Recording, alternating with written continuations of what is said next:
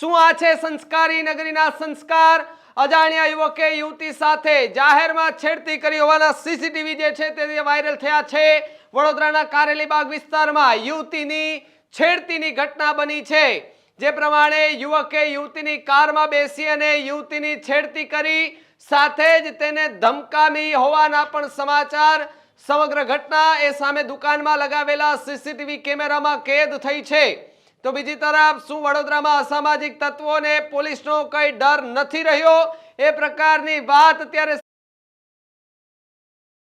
કરવામાં આવે તો આ તમે જે સીસીટીવી જોઈ શકો છો, જેની અંદર એ યુવતી નાસ્તો કરી અને કારમાં બેસવા જાય છે અને તરત જ એક યુવક મોઢા પર રૂમાલ બાંધીને આવે છે.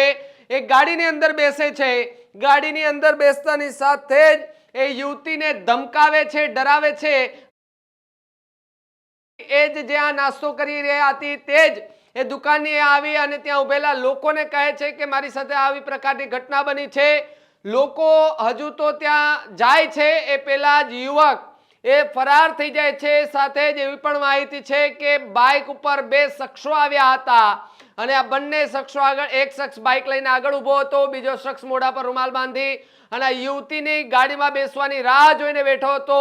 જેવી યુવતી ગાડીમાં બેસે છે તેવી પાછળ પડેલી રિક્ષાની પાછળથી આવી યુવતી ગાડીની અંદર બેસે છે, પ્રવેશ કરે છે. એ જ દરમિયાન યુવક પણ આવે છે અને દરવાજો ખોલી અને સીધો ગાડીમાં બેસી જાય છે, એને ધમકાવે છે. જો કે યુવતી એ ડરી જતા ત્યાં ગાડીમાંથી ભાગી અને ફરી દુકાનમાં આવે છે. ત્યાં ઉભેલા કેટલીક મહિલાઓ અને કેટલાક લોકોને જાણ કરે છે કે મને એક વ્યક્તિ મારી ગાડીમાં બેસીને મને ધમકાવે છે, મારી છેડતી કરવાના પ્રયાસ કરે છે. આ પ્રકારના સીસીટીવી જે છે તે વાયરલ થઈ રહ્યા છે. સાથે જ સંસ્કારી નગરી વડોદરા કહેવાય અને એ સંસ્કારી નગરી વડોદરાની અંદર આ પ્રકારના દ્રશ્યો સામે આવે, ખૂબ શરમજનક વાત જે છે તે કહી શકાય. કારણ કે સંસ્કારી નગરી કહેવાય છે વડોદરાને.